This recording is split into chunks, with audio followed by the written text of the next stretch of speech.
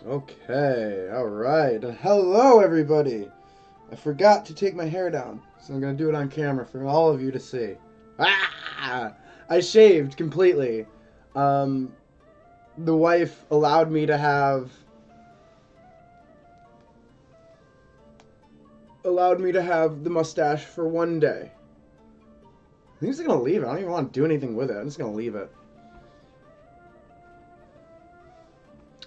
We'll wait for all my Twitch friends to get on board.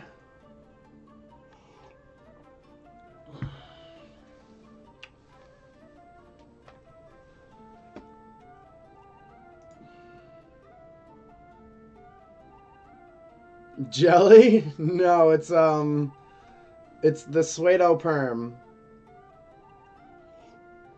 I will say that for Christmas my sister got me some nice castor oil product, some Jamaican castor oil, so I will say that has been doing me service.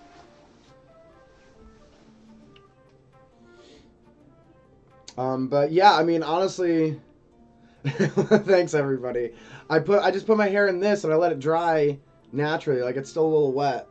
So I mean I have natural curls, but I emulate the curls. I encourage them.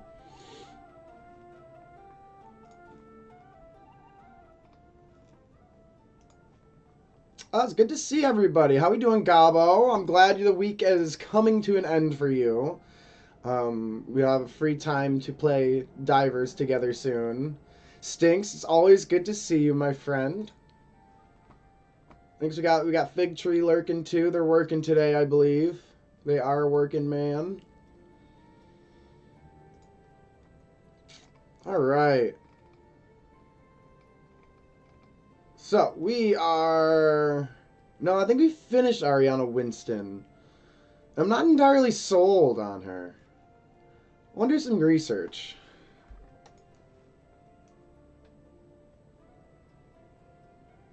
Stinks. So I was on what Digital Dungeons, I think on Discord, and I saw Way of the Glowing Monk, and I was like, dude, I'm pretty sure I just read this.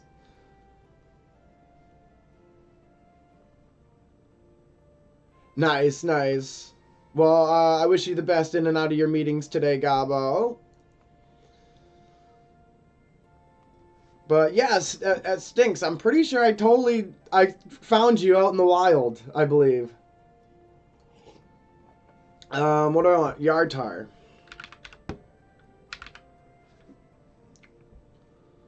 I'm trying to figure out what's going on with Yartar.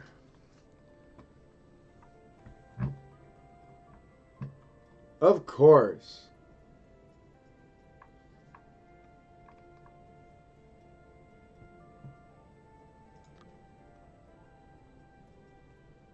Nice. Oh, cool. So it was you. I found you. Ooh, look at this map. Let's peep this map.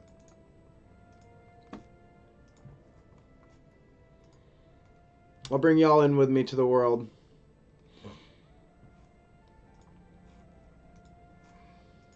Here we are. This is what we're looking at.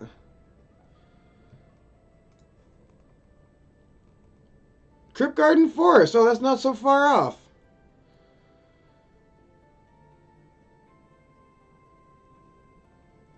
The Forlorn Hills.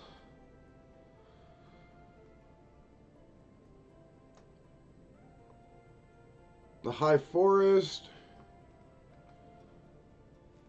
There's my bigger map. The cook.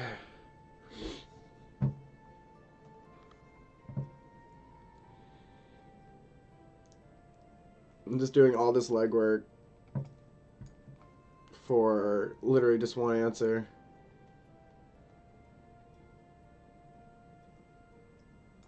What is this is?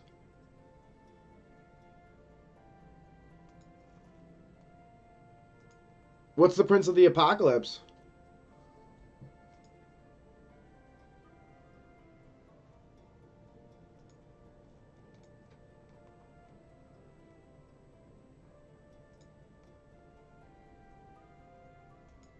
A 5e mod. Cool. Nice, nice. Yeah, I'm just trying to figure out where it is on the world. What's going on, Jambit? I gotta bring up my bigger map. We're just like getting started. We're getting going. I'm trying to figure out where Yartar is in the grand scheme of things. This essentially is I'm just like I'm not showing it, but I'm like dipping around in my files. I have some maps. Some maps that I like to use. There's the High Forest.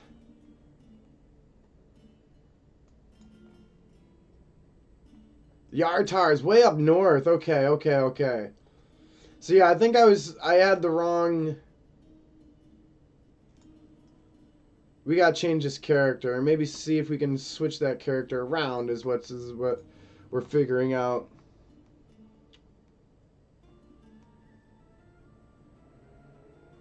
Well, yeah, I mean, I stream in the evening several times a week, mostly my my D&D content and such. So Sunday night we just started up our new mercenary campaign. The lore master is going to be our dungeon master. It's a homebrew custom class that we're kind of playtesting in the 5e setting. Thursday night we do it's a shy girl. They dungeon master, game master, vampire masquerade 5e. And then on Monday night, Royal is the dungeon master of our Dragonlance campaign. And all those are at 7 p.m. Eastern, Monday, Thursday, and Sunday. I believe I will be adding a Friday night stream as well. I need to figure out scheduling and stuff moving forward, but I'll post that up on my schedule. The Warlock subclass you mentioned. The same world for your glowing monk. Nice, nice, nice.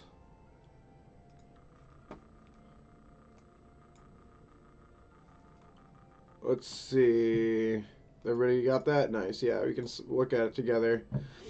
All right, let's see what Stinks is working on. They always got something. You're just pumping them out, Stinks. Pumping them out. I love it. Hard at work, we all are. In the nation of Ta-Amun, there exists an entity known simply as the Desert Wind.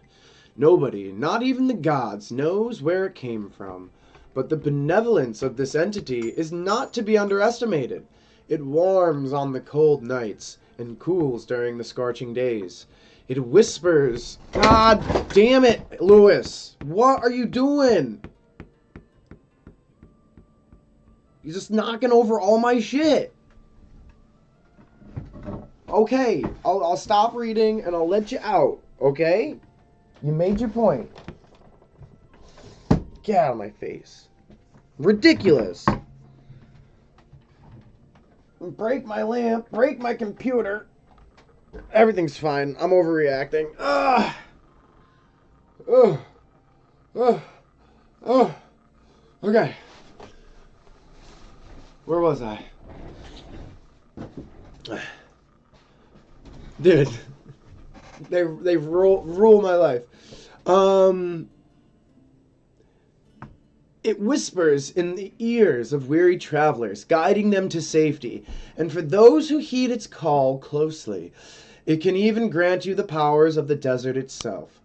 Warlocks of the Desert Wind wander the world, searching and aiding those in need to fulfill their pact. They heal and protect in various ways, all with the agility of the wind. The Desert Wind lets you choose from an expanded list of spells when you learn a Warlock spell. The following spells are added to the Warlock spell list for you. Burning Hands, Cure Wounds. What? Flaming Sphere, Shatter, Catnap, Fireball, Death Ward, Wall of Fire, Greater Resto, and Steel Wind Strike. Starting at first level, as an action, you can touch a creature and call upon the Desert Wind to protect them. The creature gains temporary hit points equal to twice your Warlock level, plus your Charisma modifier. So long as it has at least one of these temporary hit points, it has resistance to cold or fire damage, your choice upon using this feature. You can use this feature a number of times equal to your proficiency bonus, regaining the ability to do so upon finishing a short rest. Move like the wind. Also at first level, you can dash or disengage as a bonus action. That's really strong to stack.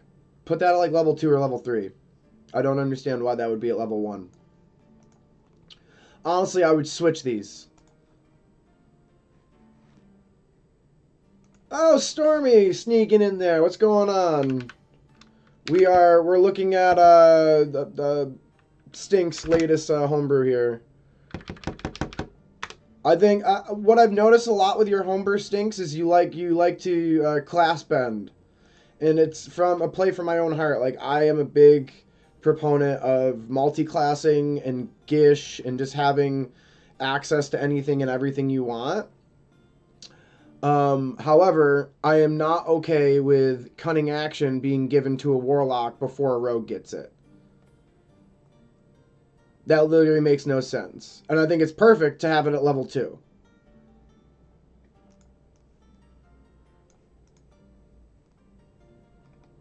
So cunning action, I think it makes sense because you're doing the whole with the wind thing. So I like the direction. I like the angle you chose. Starting at 6th level, the winds and the warmth of the desert heal you. I don't think it's necessarily strong or not. I mean, it's literally just it's the same thing but worse as a rogue. Like a rogue, you get to hide. I just read it right here. Cunning action, dash, disengage, and hide. So you're giving it to a warlock and getting rid of hide.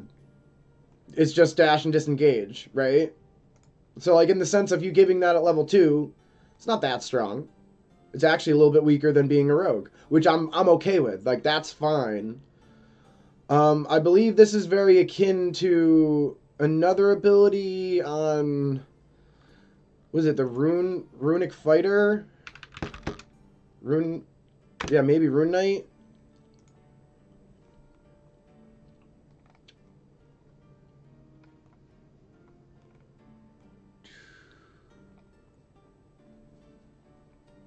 Let's see. Cloud Rune.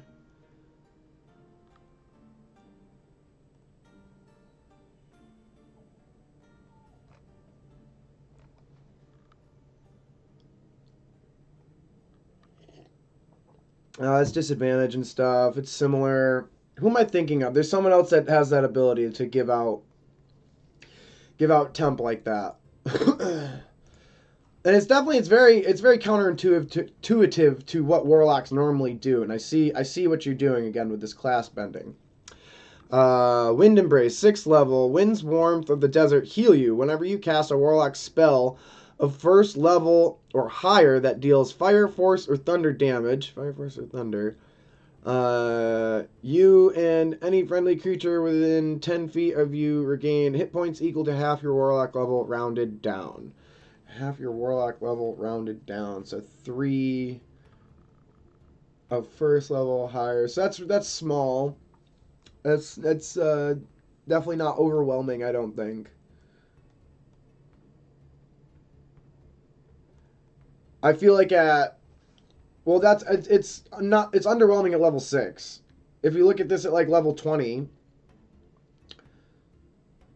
you know, the character could then effectively, well, I guess they're a warlock, so unless you're getting other spell slots, you only have your warlock slots.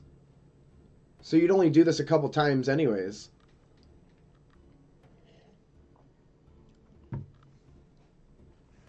I think some playtesting for Wind's Embrace is necessary to kind of figure out what's going on and how to balance that. Starting at 10th level, you are shielded from harmful weather. Whenever you finish a long rest, choose cold or fire damage. Until your next long rest, you gain resistance to that damage type. Additionally, you can now ignore the effects of extreme cold and extreme heat. At the same time, at all times, Is it only if you have one or the other?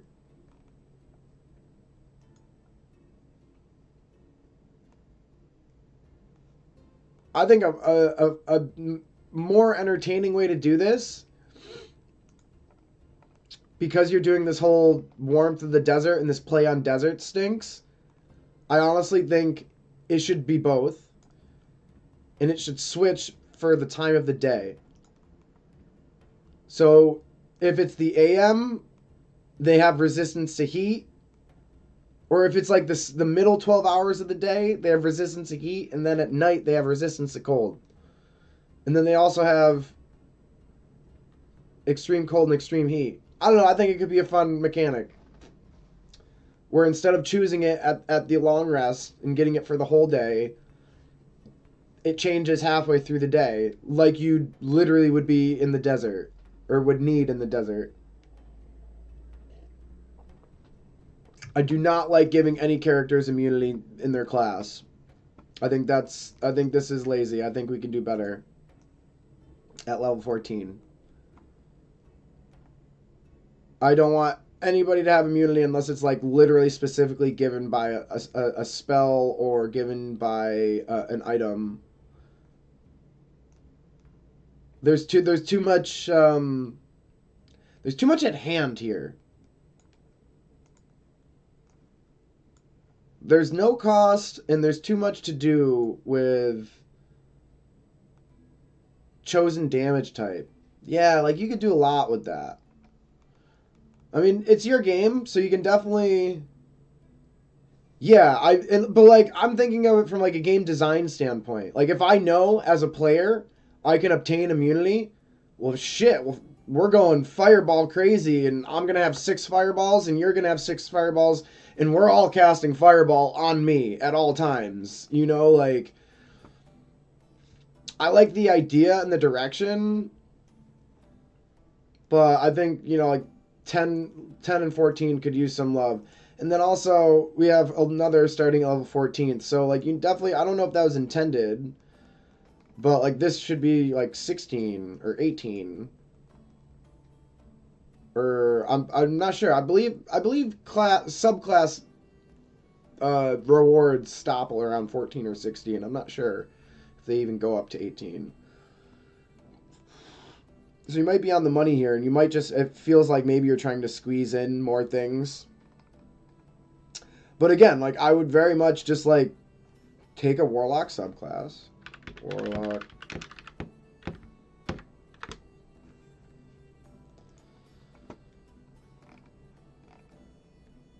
The great old one, that one's common.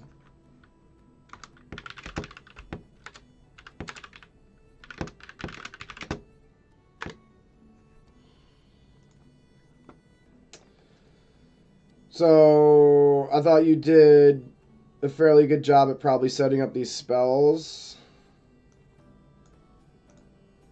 Let's look at it side by side. Burning Hands, Cure Wounds, Detect Thoughts, Phantasmal Force, Catnap, Clairvoyance, Sending, Fireball,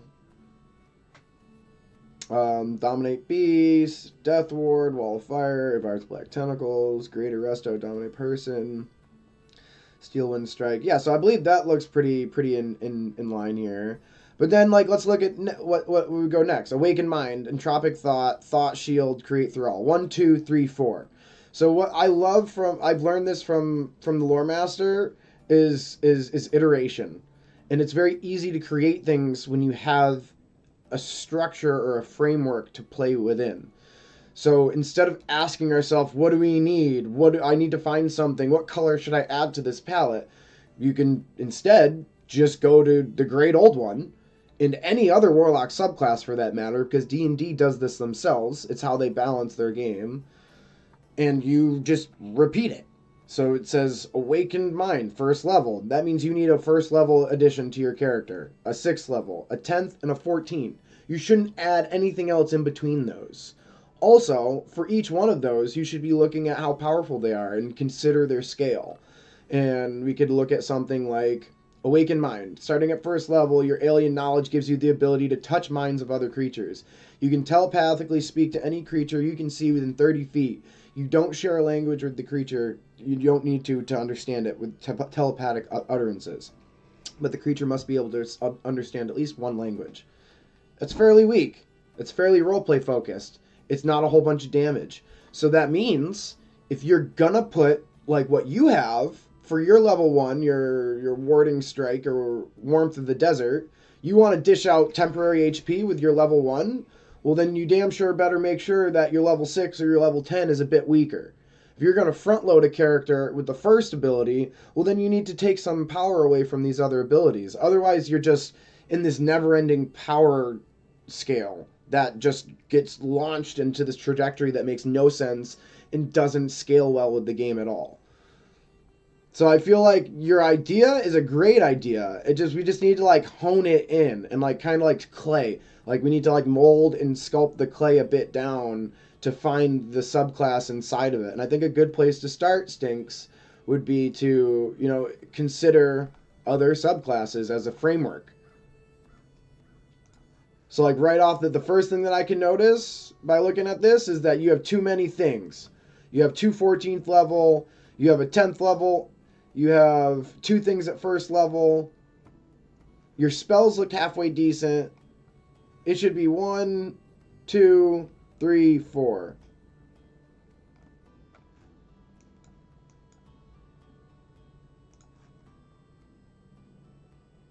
Warmth of the Desert is powerful, and that's fine. I think that's okay. But you need to consider that Wizards of the Coast is not the greatest at balancing. That's why we come in here and we balance. But like you can't have any form or order of balance if you're just like shooting at the hip, you know, just like bam bam bam bam. Like, so I think it's behoove of us to, you know, try and find a framework that we can play within.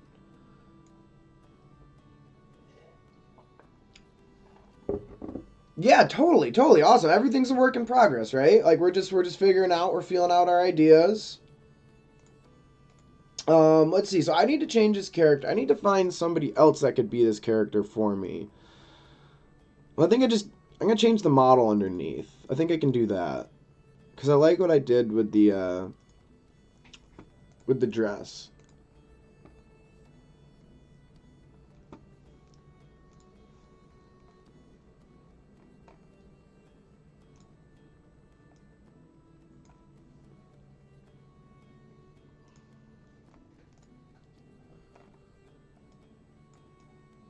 Yeah, and honestly, another thing I would want to impress upon you is like sometimes less is more.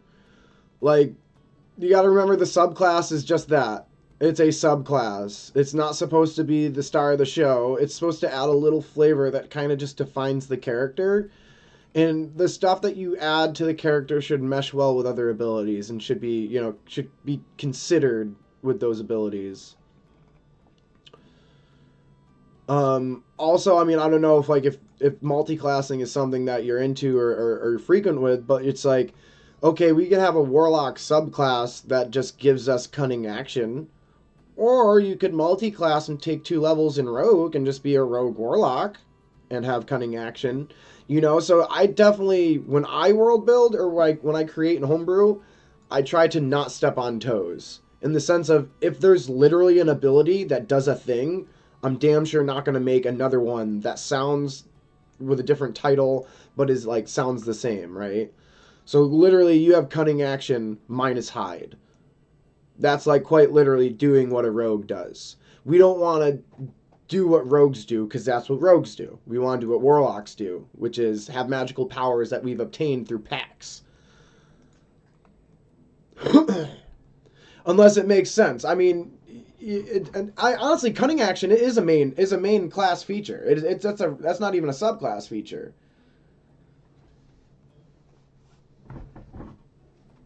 Stormy's totally right.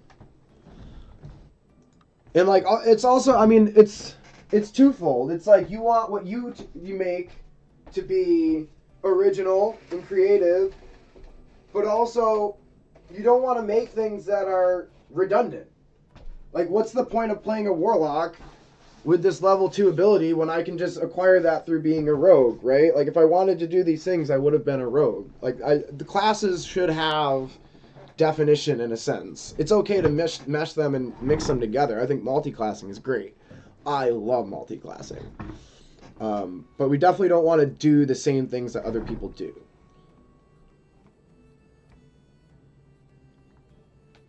Spells, I think spells is different. I'm okay with how they approached, like... Oh, it's you! No wonder! Hey! These damn cats! He keeps knocking my screen down. I'm okay with spells that are allowed to be transitioned, right? I think it's cool that a warlock has access to maybe burning hands and then cure wounds. So I think that's okay. And I think that's a good direction to take this with, like, here, allow them to do things that they shouldn't be allowed to do in this cool subclass. That's just a little different. However, you know, stuff like the firm repetition that we find with, like, the cunning action, I think is a direction that we can maybe go a bit differently with.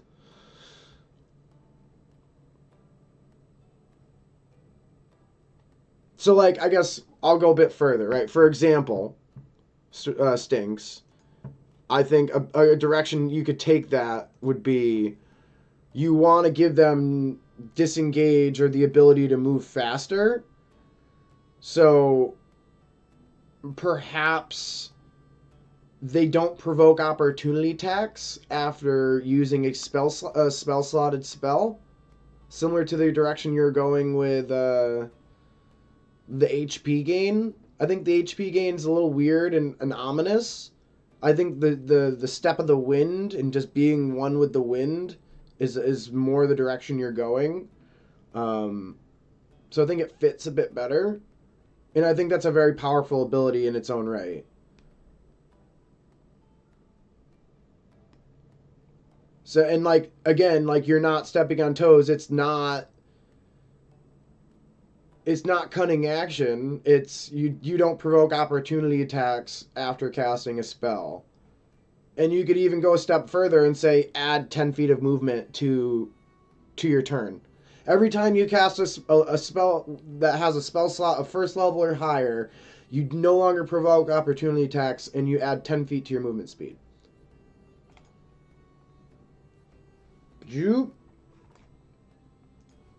Hold on, let me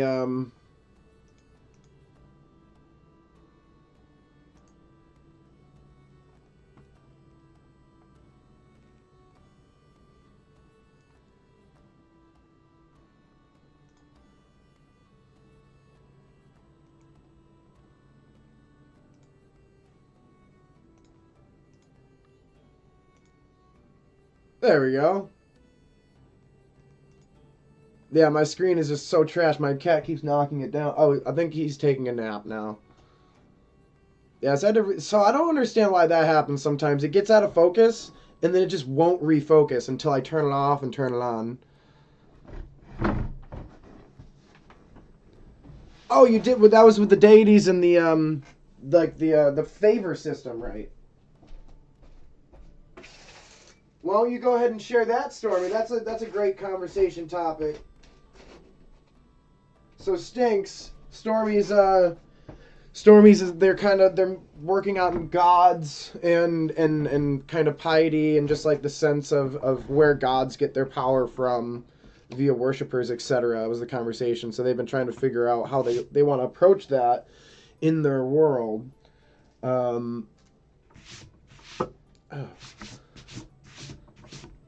So we had a really good conversation on it. I don't think we necessarily like got to any like decision, but we definitely, you know, like chiseled away at the convo. And it definitely helps. Like, I've been having this one conversation with my friends about the direction I want to take for my next one shot, how I want to design it, and what I want it to look like essentially. And it's been several conversations. Fig Trees help, Lore Masters help, and like slowly but surely I'm like kind of peeling away and like figuring out kind of how I want this one shot to look. Yes.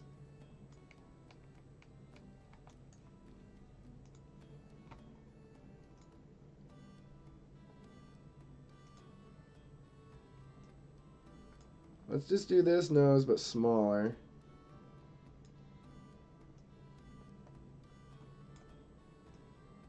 Perfect. Let's change her skin complexion.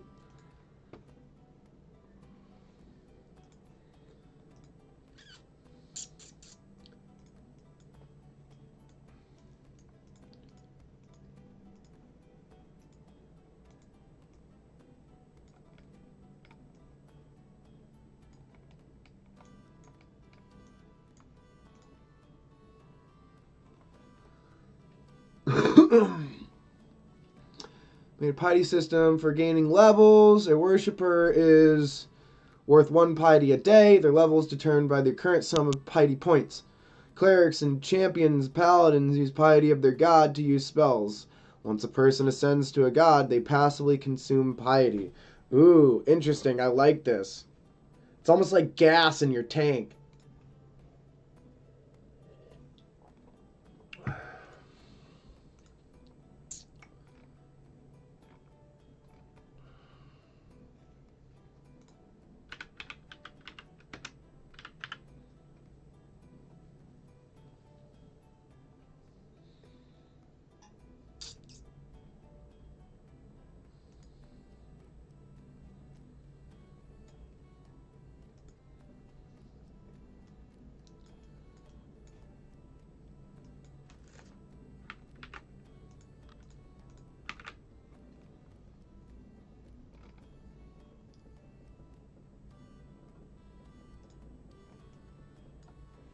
Okay, paint.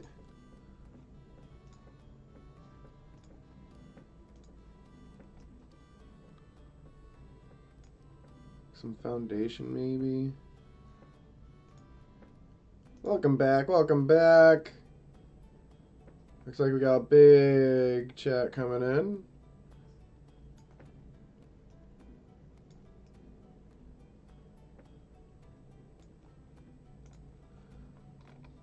Oh, no, I'm just crazy.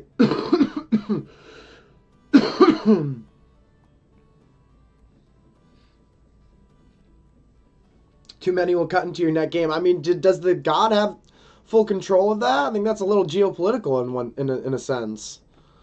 Right? It's a little socio-economic, if you will, to an extent, right?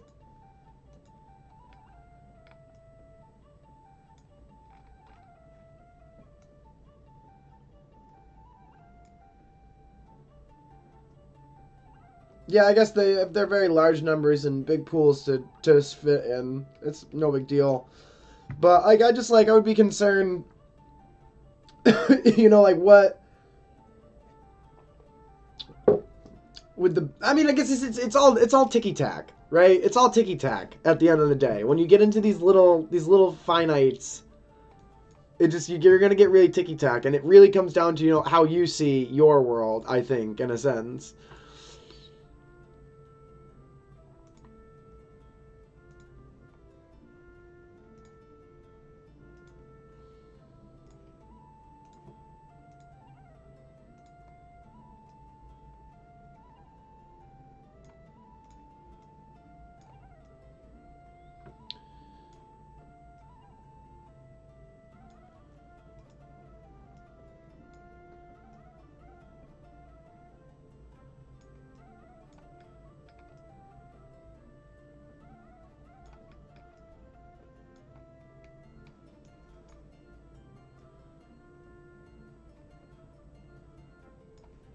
Yeah, smoothing it out a bit. Hey, Bobicus, how we doing, my man?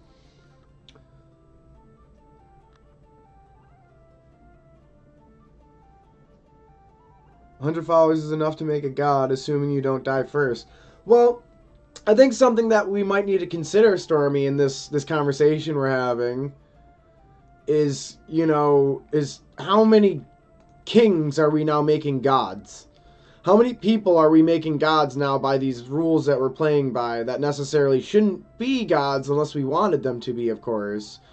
But also, you know, in a different sense, you know, like, do we want them to be gods? Like, do we want these kings to be little god kings?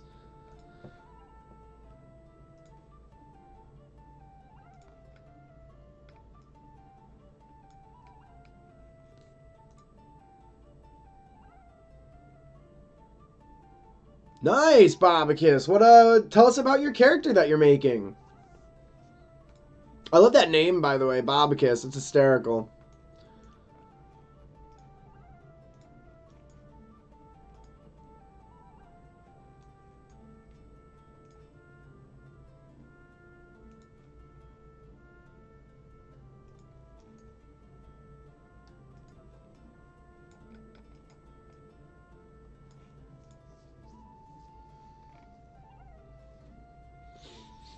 Da, da, da.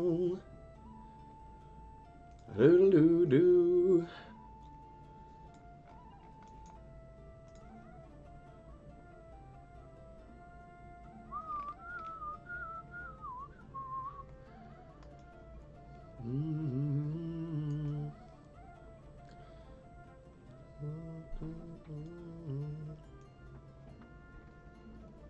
Yeah, what do you think about the color complexion here? I think it's fine. I think we'll leave it as such. Yeah, don't leave us. I hope you're typing. I said, don't leave us in the dark. I'm excited to hear about your new character. Ooh, here we go. He's a shifter, a lycanthropekin from a pack of Bane-worshipping lycanthropes who became the de facto rulers of a podunk part of the Empire. All right. I got to play a little bit of some vampires. A mafia clan, essentially. Badass. I got to play a little bit. We did, before my Vampire Masquerade game started on Thursday night, I had to join in on a little Werewolf 5e, which was fun. I did enjoy it for the time we played it.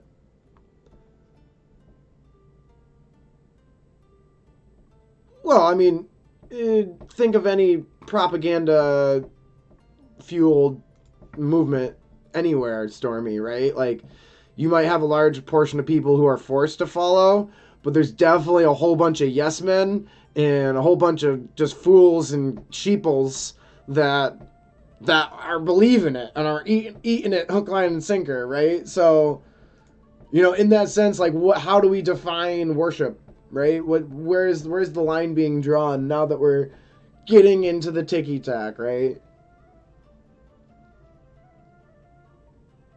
An older sister, Lone Shark, and a younger sister who's just the baby. Nice, I love that. Those are characters that you could definitely use and build into your story.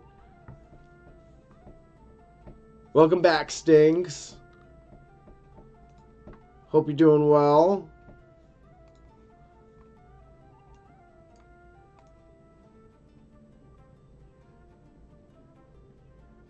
A cryptid is made and says. So yeah, right, this is where, like, how everything sits in your brain, right? In your world. Oh, you gotta change this eye color. It's killing me right now.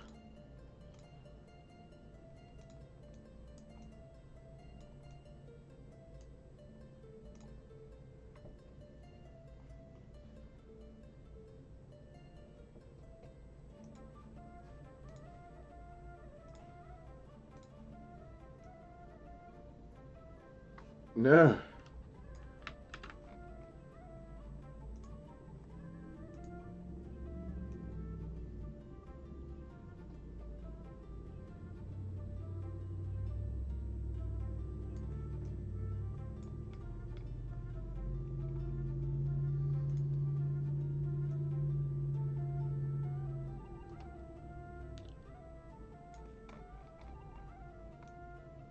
Gotta get that darker.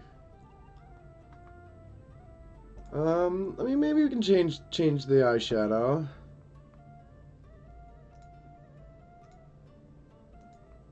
Yeah, I think that's better. More classic type makeups. Let's see, Bobby. And he's off to the capital following in footsteps of his childhood best friend and mentor and cousin. The childhood best friend got in trouble with the law, and my character starts out pretty much following in his footsteps, even working for the same crime boss family friend in the capital as a thug. I love that. I love that nature versus nurture type idea. We're not so different as we think.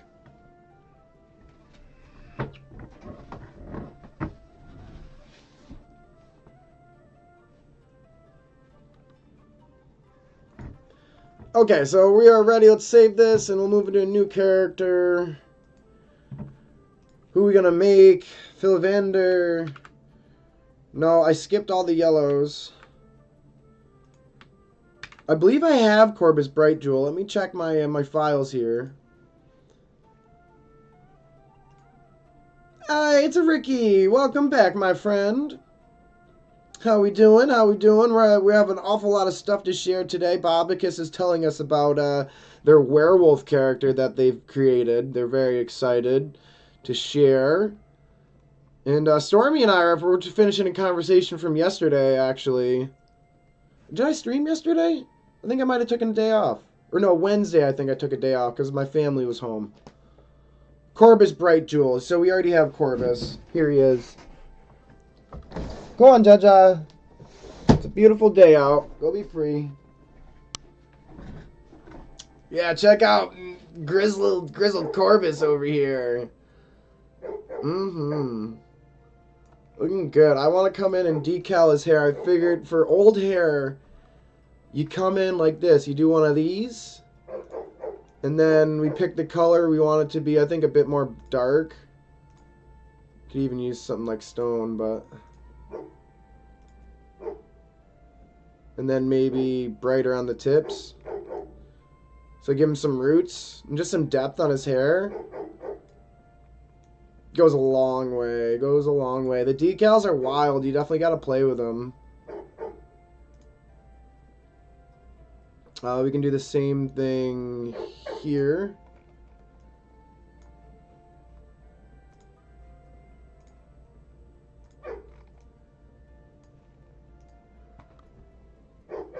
Big storm, hey? Wee. It just got cold here. It just got really cold. It was like we had some nice weather, and then it was like, hey, how about 20 degrees? And we're like, ugh. Last detail, he worships Bane as well, but the worship has over the generations degraded from the lycanthrope's original appreciation and devotion to pure fear and, I don't know this word, apostasy?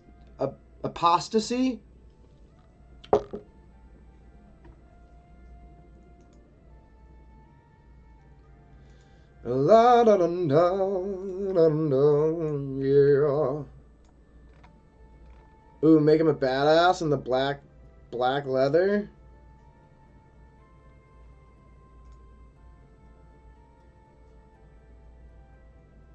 $10 to $12. Oh, apostate. Okay, yep.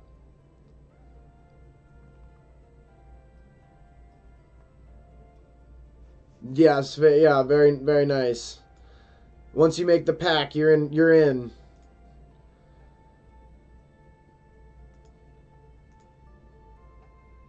I don't know. How do we feel about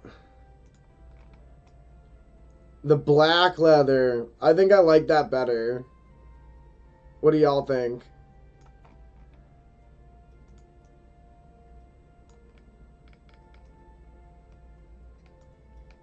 Man, dude, he's such a baller. He looks so cool.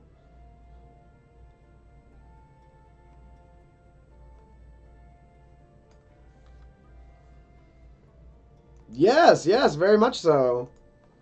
So I'm in the process of I'm almost completing.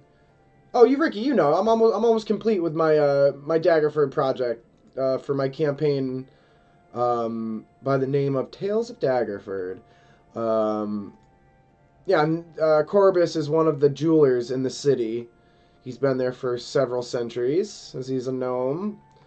But yeah, if you look here, I have quite the collection of Hero Forge models, everyone but her.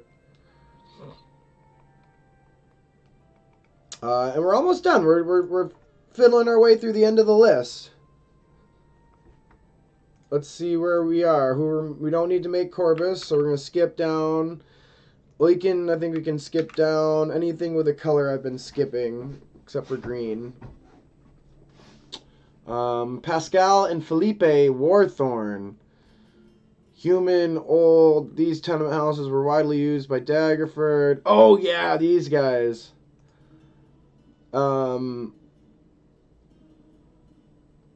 It's like they run like a shady apartment building where a lot of like the underfolk and like the Thieves Brotherhood do their deals, and they're like some really scummy landlords.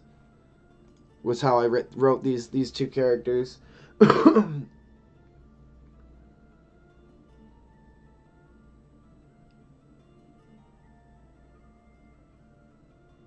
little challenge in your roleplay. That's where I'm at right now, Bobicus. But man, dude, channel that Ted Lasso energy like nothing else, man. That's a solid that's a solid character to play. Nick N. Padwalk. Nice, dude. I like I think Hero Forge has come a long way with smaller models. It used to be difficult and like smaller models used to not really play as well just because everything didn't size up accordingly or properly. But now we have a lot of ability to move and change things around. So I feel like it's a bit more realistic and easy to do smaller characters. Paddywhack, nice. Nick Knack. Yeah, I got it. I see what you did there.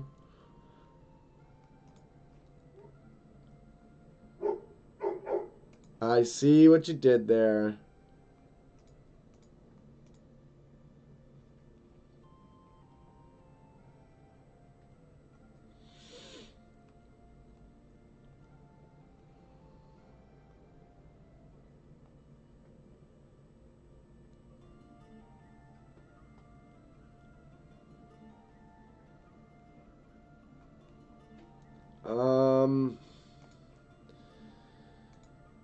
So I'm curious to see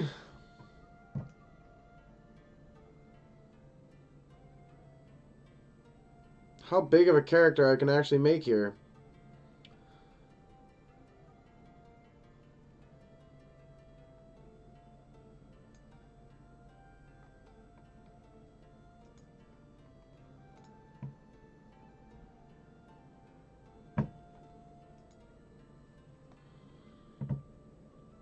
Body.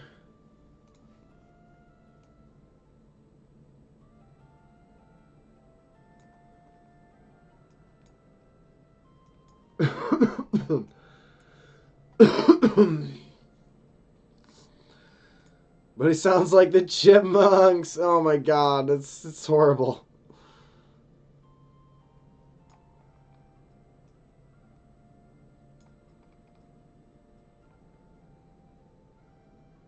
No, I don't think I have seen a music theme meme for gnomes.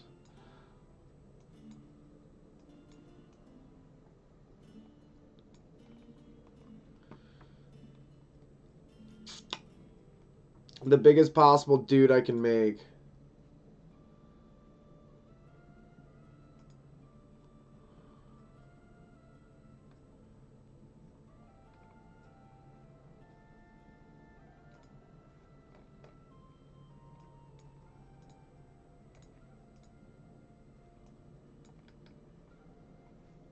Ears.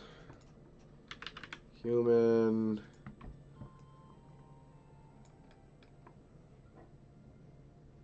You'll have to show me, Ricky.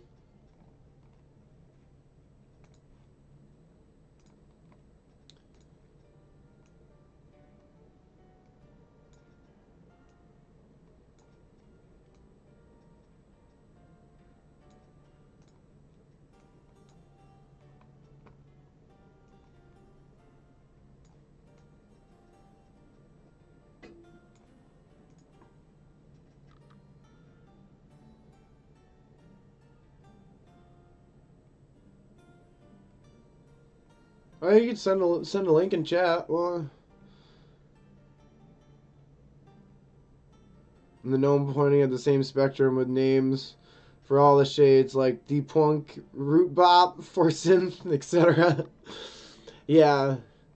Yeah, old Whistleback, Fizzle Pop.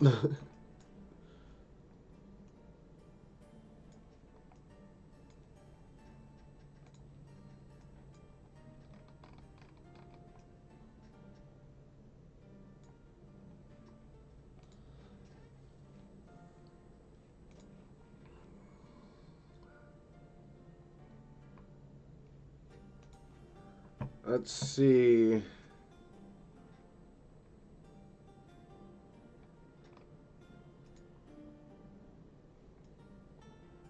Oh my, perfect. That poor button.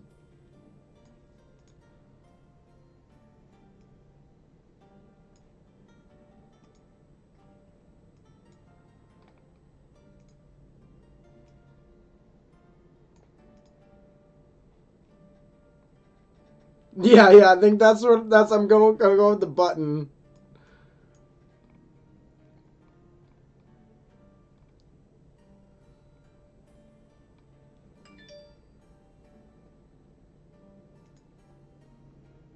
Yeah, no, that's the winner. We'll do the tie, because I don't think I did the tie last time.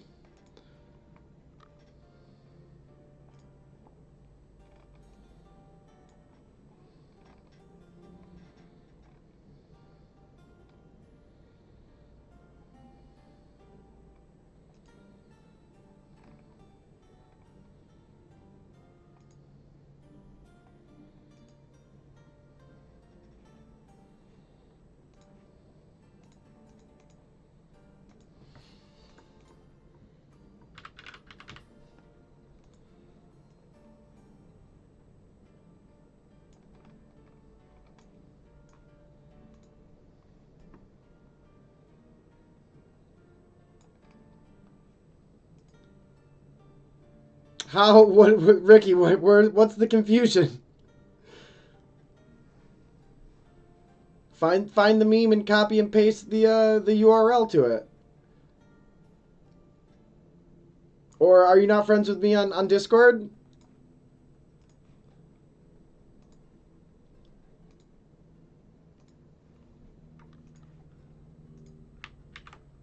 Go post it here on my Discord.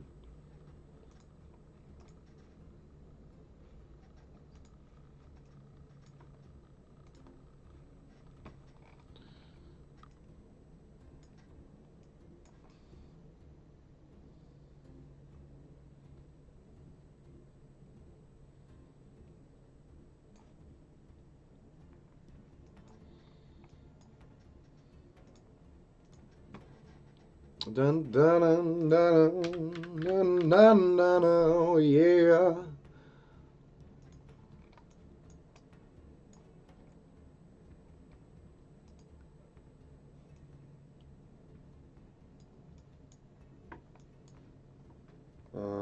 Hands.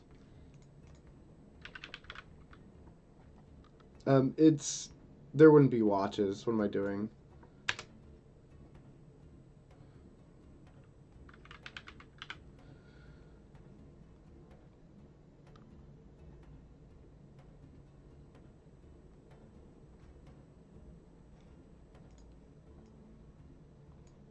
No, you don't need these. Just give him some rings.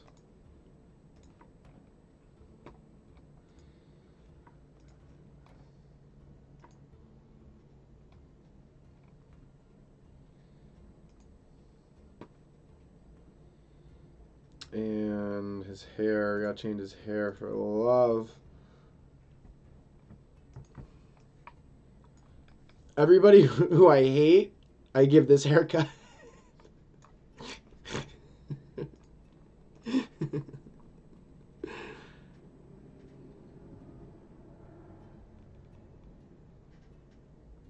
Oh, you're trying to. Oh, you're Hero Forge. Yeah, go to. You can just follow me. Go to share. I thought you were trying to show me the meme, Ricky. I didn't know you were trying to show me the Hero Forge. And then this will pop up, and then you hit copy. Boom, and then you can go and look at what I'm doing.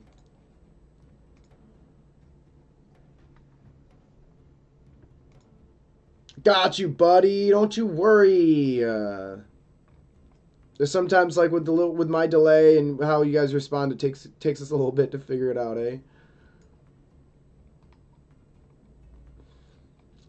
All right, we need to pick the most douchey haircut we can find for this guy.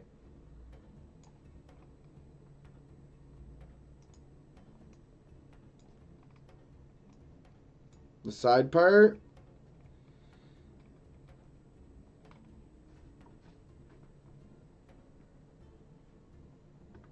Looks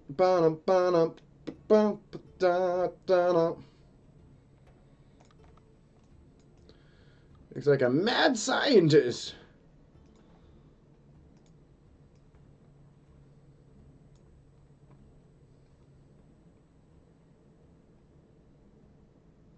And the side part's currently winning.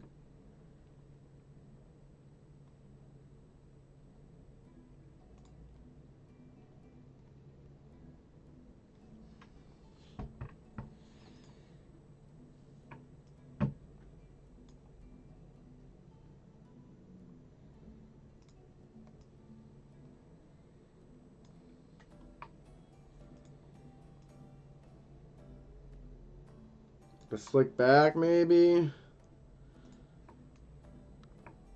Oh, that's good. We like that. Hero Forge config. Oh, already fabulous. This thing. This adorable.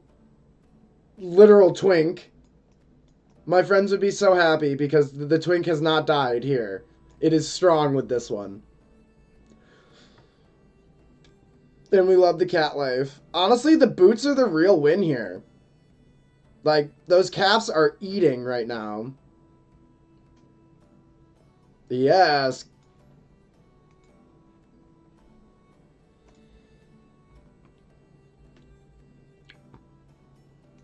Let's see. All right. I love the pose, but let's find a douchier pose. Literally, the theme for this character is douchey.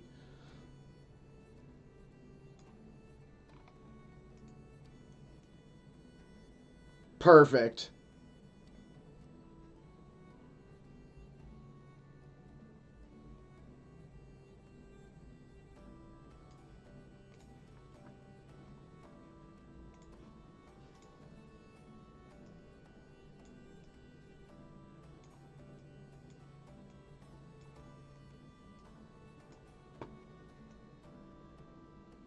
Perfect.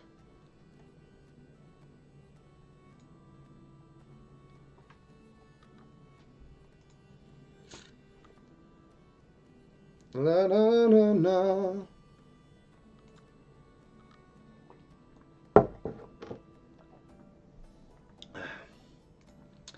Did I give any color complexion?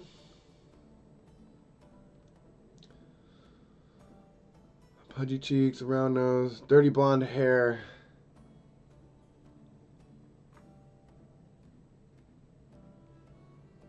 Dirty blonde hair.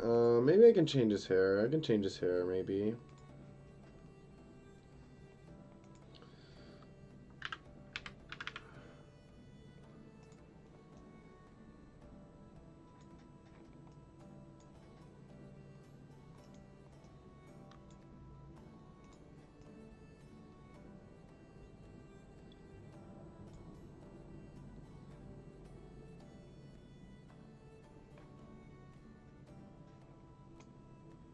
Oh, switch it to that hair.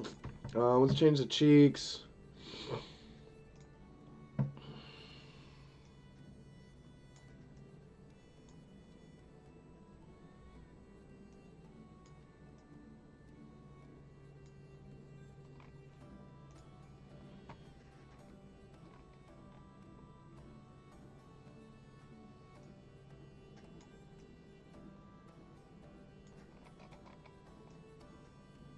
His big stupid face.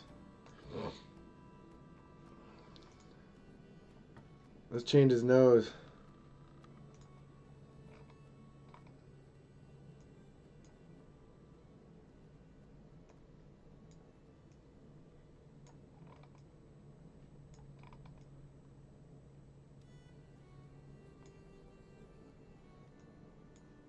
There we are. Let's go to paint.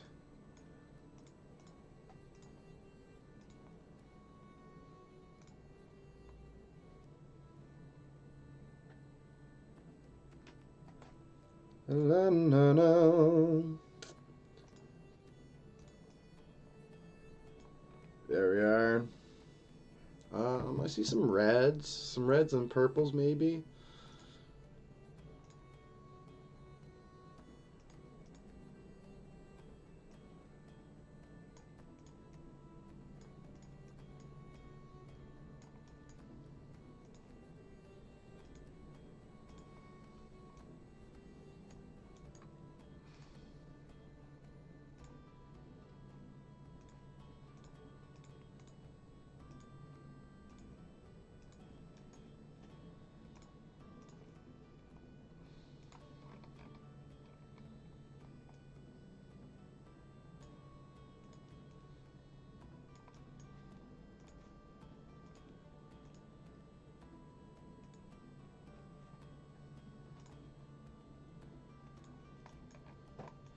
Hmm.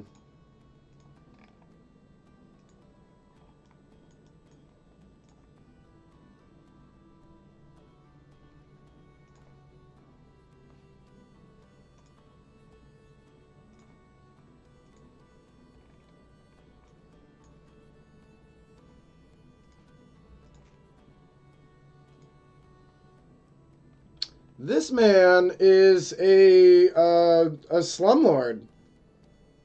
This man inherited his parents'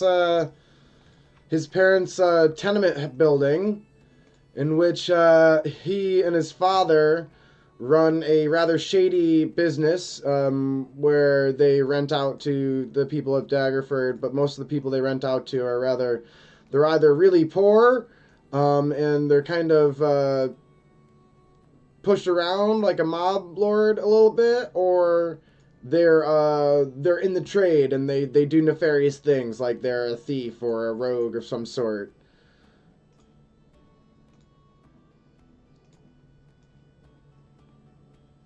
So that's why I keep saying like the theme for this guy is douchey. Is like the more things that I can make him have that make, you know, us not like him, the better. Because he's not a very fun person.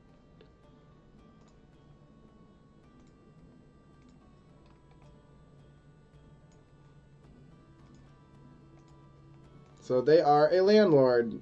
And not only are they a landlord, but they inherited their property. So the dude hasn't really done any real work of his own. However, he thinks he has.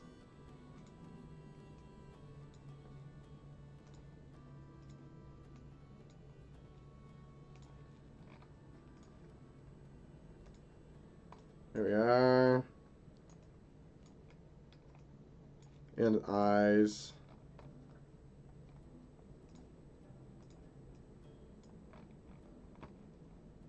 I've been changing the colors of things.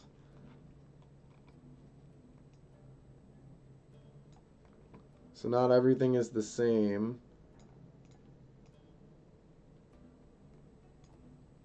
Darken his eyes a bit. Some dark blue eyes.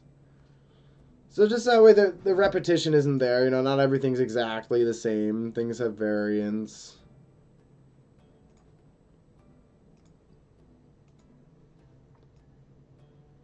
Very nice.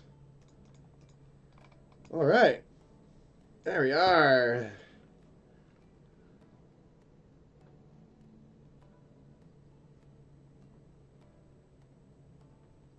Pascal Warthorn.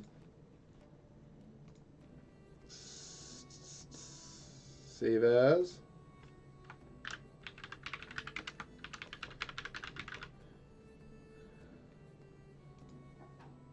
Accept. Alright. Alright, I gotta go look on the community a little bit. And see if there's any, like, Jabba the Hutts out there of sorts.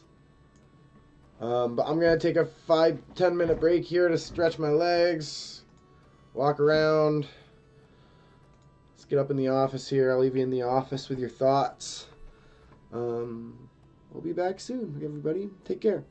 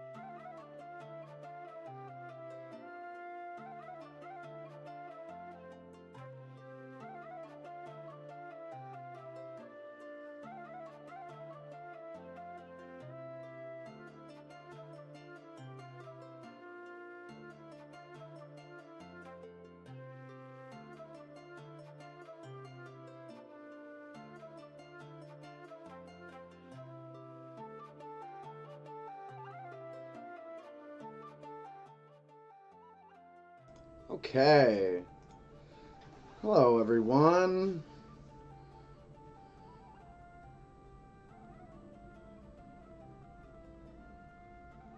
Wait lists. Wait lists. See, it's chilly. It's chilly today, like I said. It got chilly. Save. Let's do something a little different. We're just hanging out here today.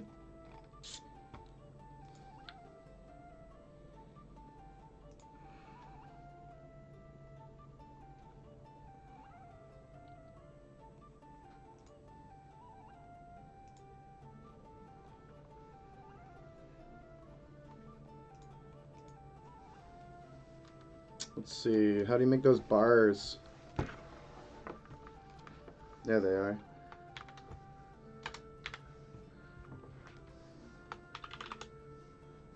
DND5e. I'm just putting up an advertisement on Digital Dungeons.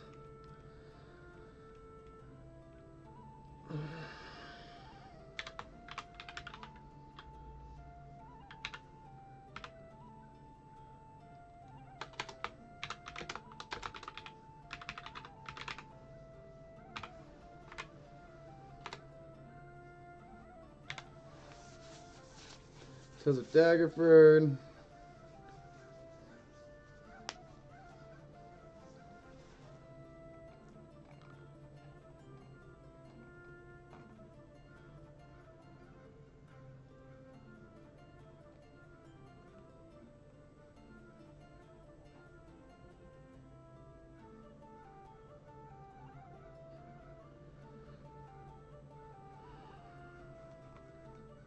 See what you're going on, Stormy. Been thinking some more. I think forced worship of a king issue is upon ascension. They're effectively gaining worship into house arrest. And if they lose worshippers, the ex-king will die from lack of piety. Yeah, totally. I mean, what I was bringing up isn't forced coercion. You know, it's willing. Like there's definitely like sympathizers to the king, right? There's definitely people who willingly worship, whether it's for their own gain or not, you know. In the world of active gods and like all these pantheons like existing tangibly, you know, that very much would be people using that for their own advantage, right? Like I'm intentionally following this god for X reasons to benefit myself, right? That's totally a thing.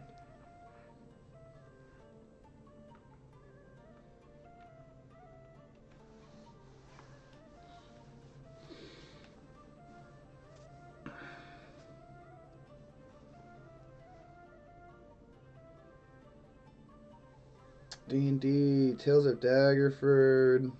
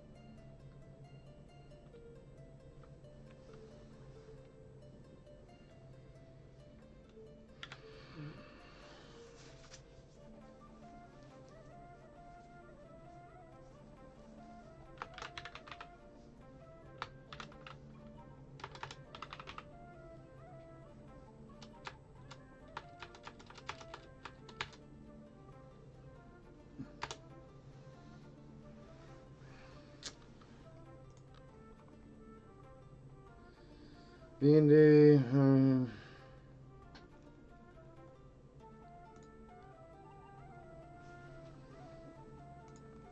Let's see.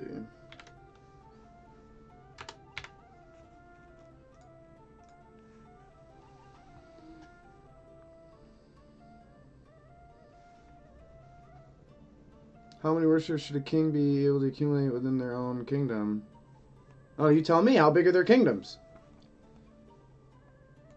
That all depends strictly on, the size of how many people exist.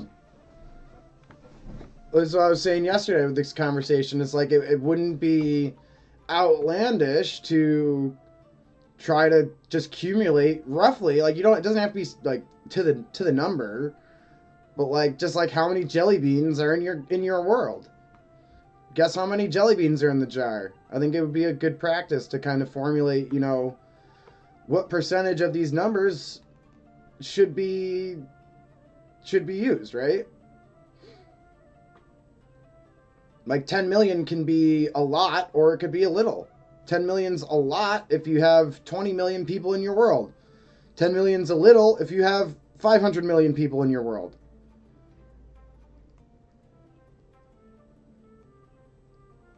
D&D...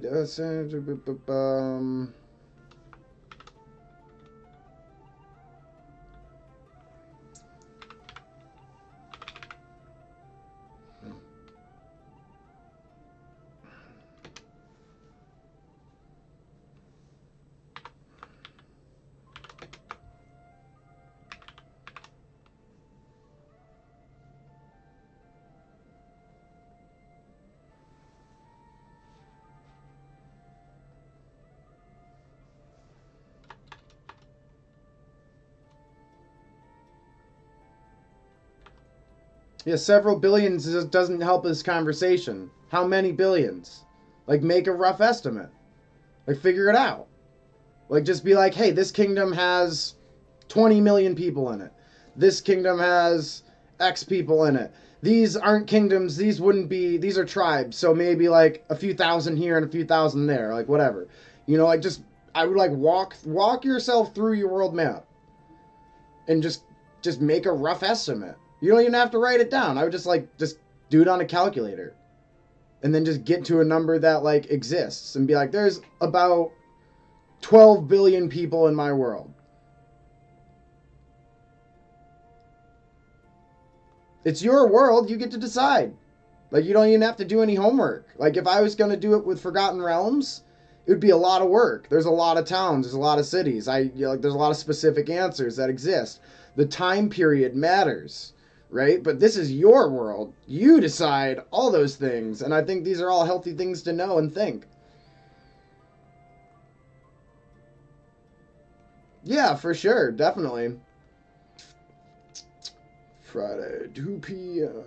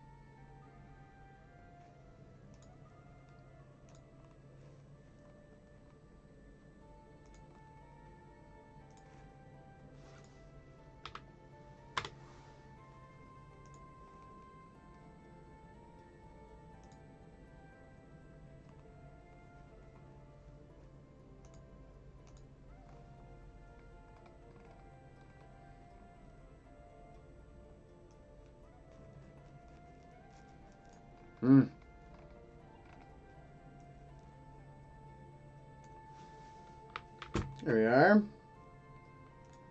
Snag this, snag that.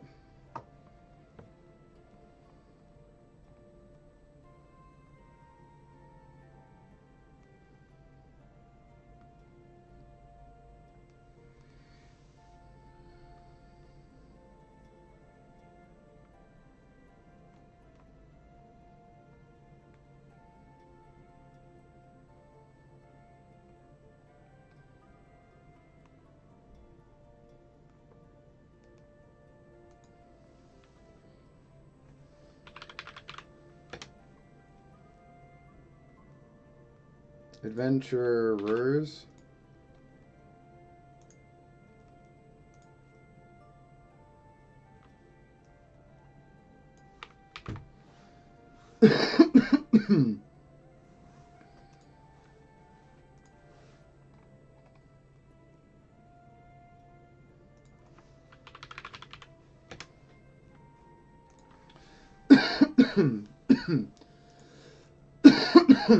Let's see.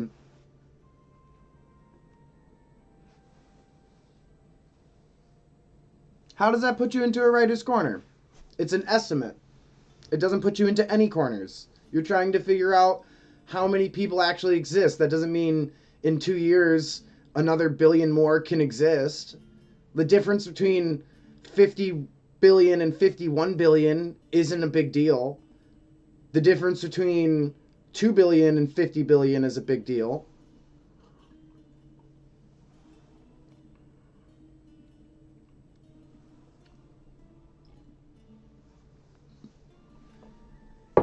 Well, I think if you're going to make a world, these are the questions you need to ask.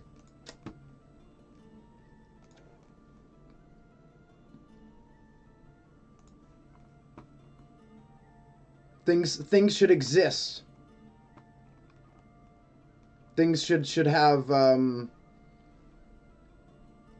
tangibleness to them. Like they should exist, and making them exist is as simple as just making a decision. But as a player, you tend to notice when things are just changed. So I don't think you're writing yourself into a corner. I think you're giving yourself ample ammunition to answer questions and to role play and to have direction to give to your party that it makes sense in your world and is fleshed out in your own lore.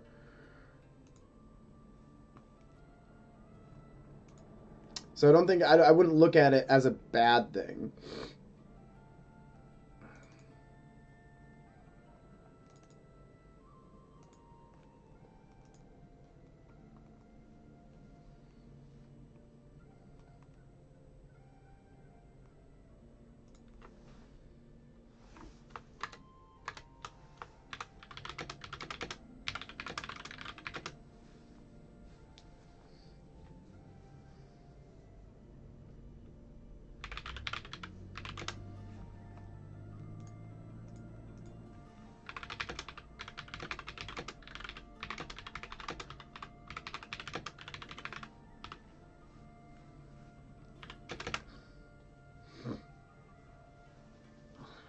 Do I say, yep.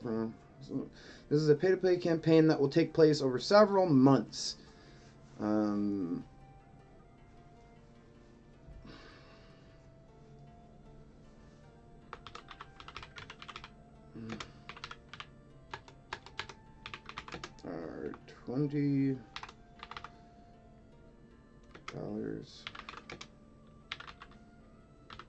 person.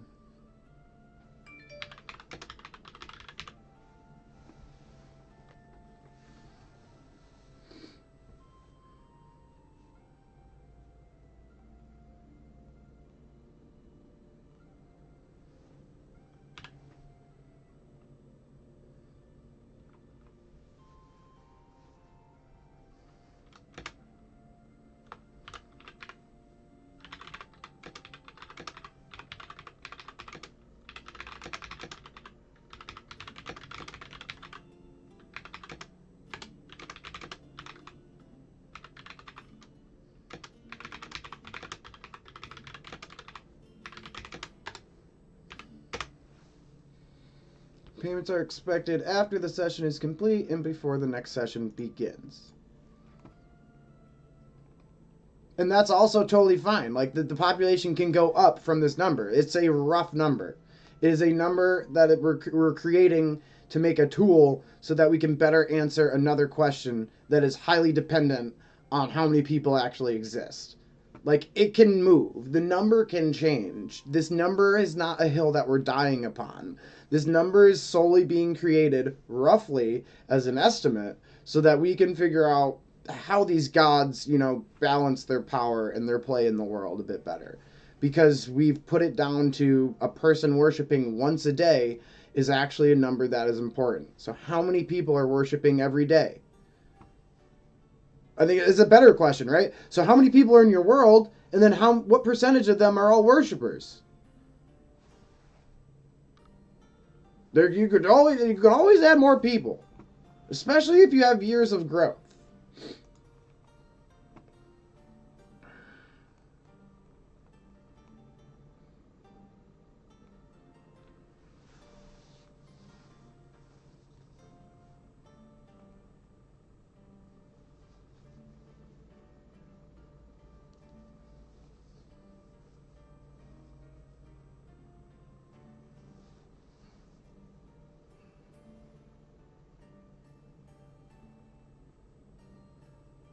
Not even 1/3 of the land have countries. Okay, I mean, you don't have to. Advice is great because you don't have to take it. But that's what I think. I think it's really important that you at least have an idea of how many people exist in your world.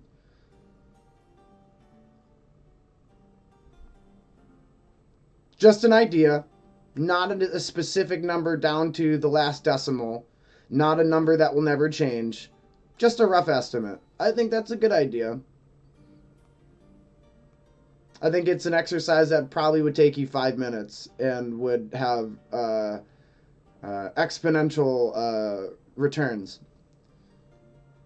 Sessions to 25 payments are expected after the session is complete and before the next session begins. What else is important information?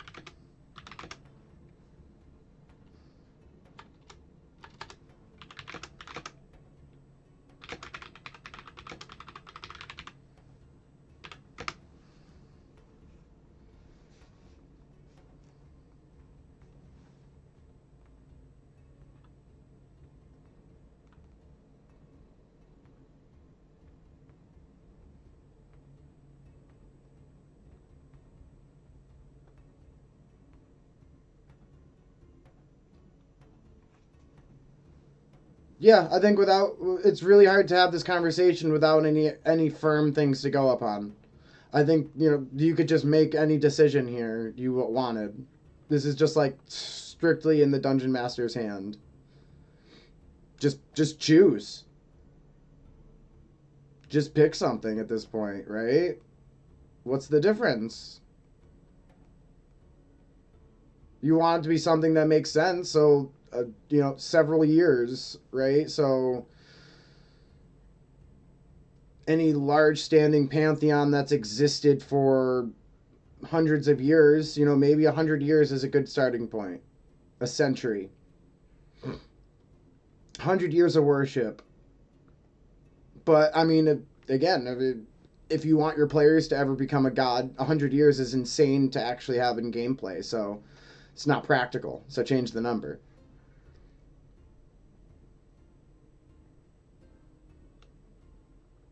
Sure. But I thought it was cumulative. I thought it was worshippers per day that prayed. So therefore, how many piety points do you need to be a god? It shouldn't. It literally. I honestly think the way you first have described this is it shouldn't matter how much time, because it's a cumulative thing. They need to have this many points. This many points to be a god. Or maybe we could think about it the other way around. You said you had, like, it cost you a daily overhead to be a god.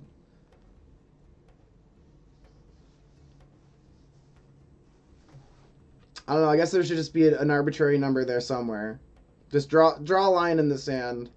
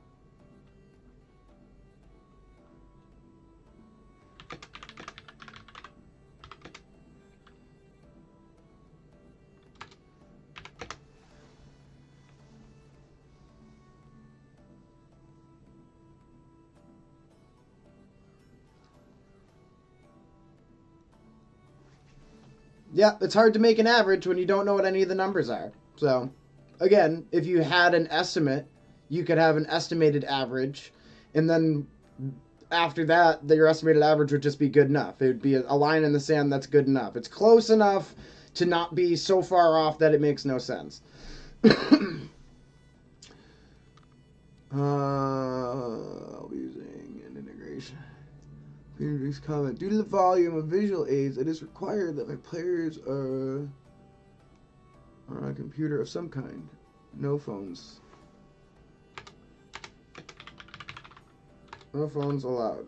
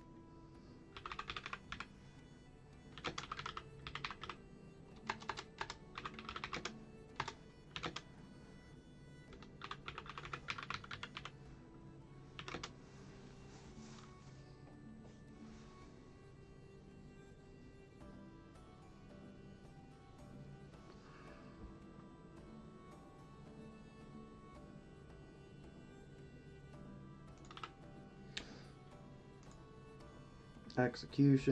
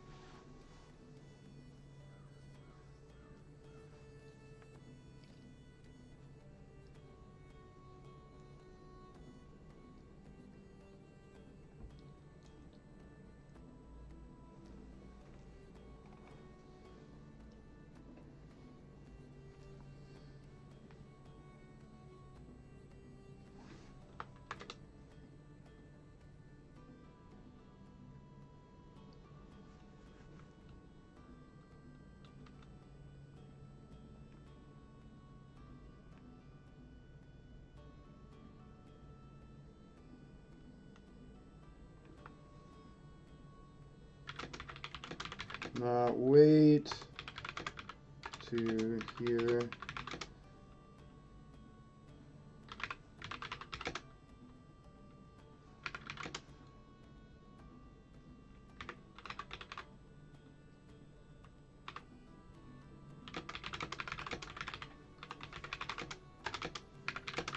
You make. I think I also need to go and get character creation time. I believe.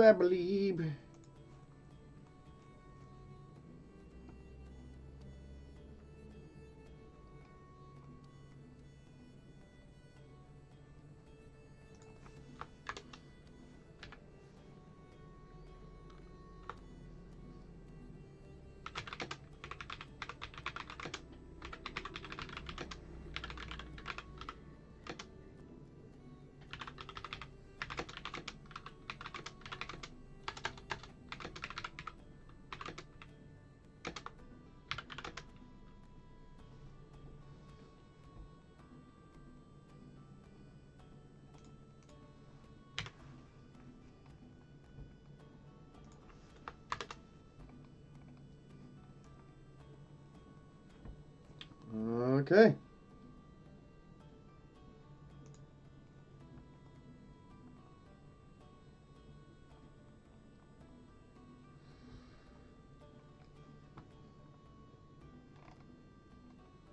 Let's see. Let's go over to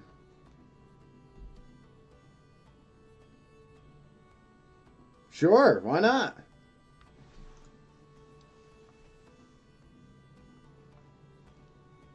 Let's see.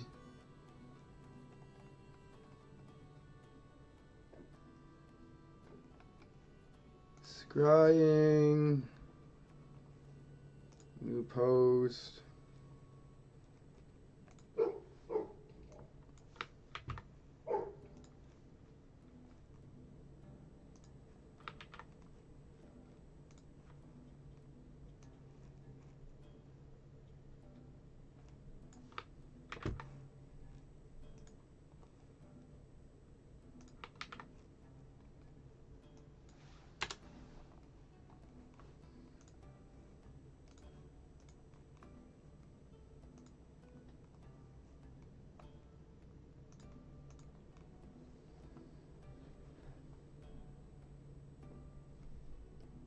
Nice. Yeah, cool. Yeah, like I said, just draw a line in the sand. It doesn't really matter at the end of the day.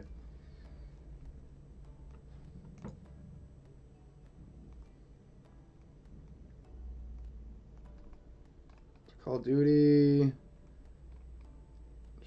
Do you have... Oh, this is a really small channel here. Honestly, shouldn't even post there.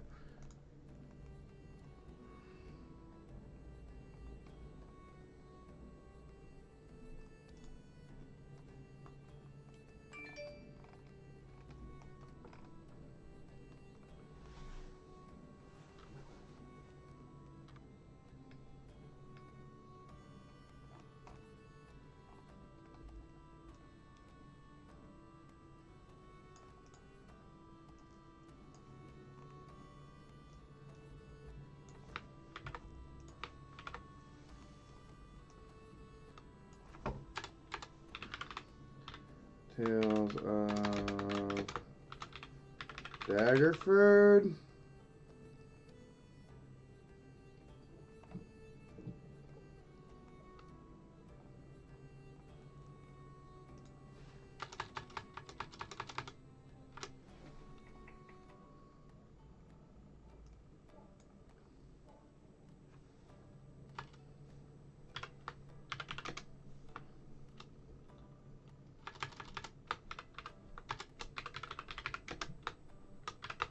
PM Eastern.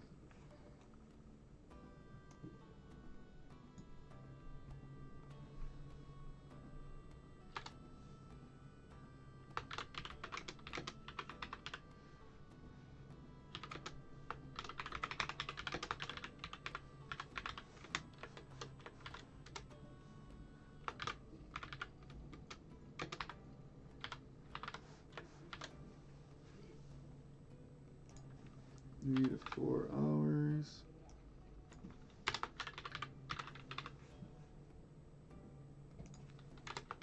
Owlbear, format voice, setting world, Forgotten Realms, game style.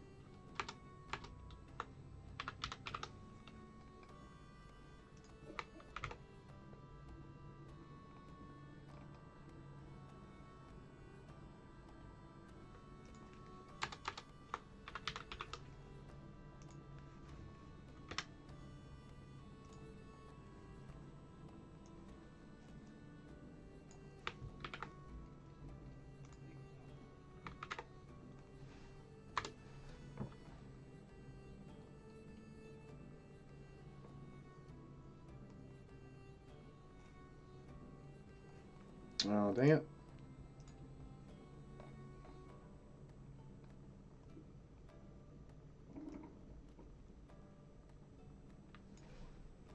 Oh, that's what I did.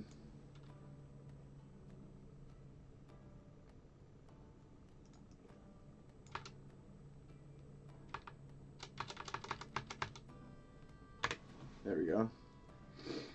All right. Got several postings up.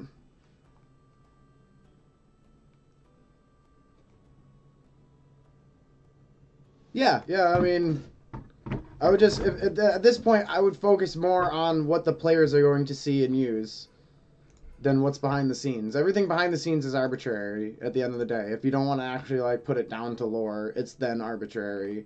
So just pick something that makes sense and serves you. Like, make the tool you need. But I think what's most important for your tool, that what you need here, is, like, how this is presented to your players and how your players kind of perceive, you know, and have access to, you know, these tools. So I think you should spend the most time on how your players acquire this and what it looks like for your players.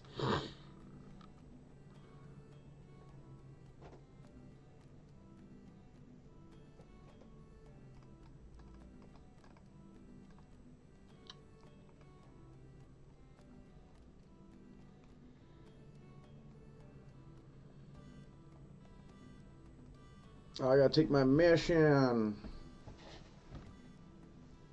Tavern quest board? What's this?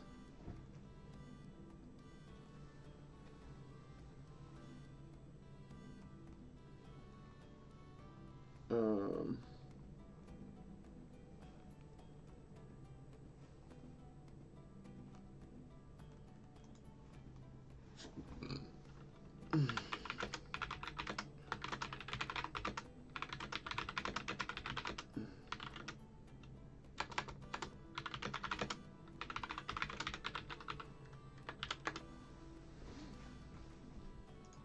We'll see if they're welcoming here.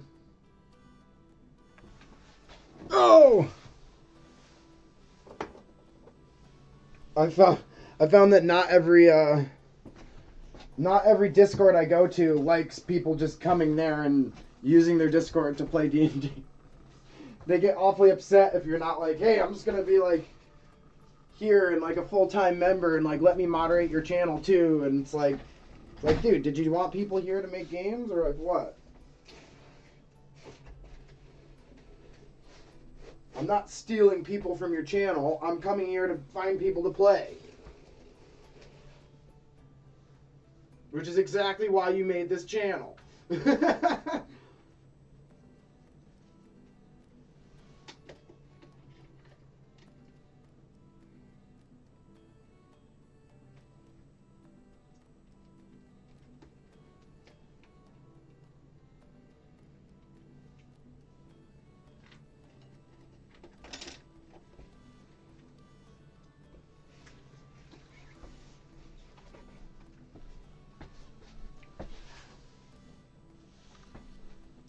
I will be right back as well, Stormy Storm.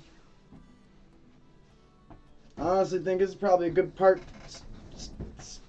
to shut it down and move on. I got what I wanted to get done today. So thanks everybody for lurking, and it was nice chatting with you again, Stormy.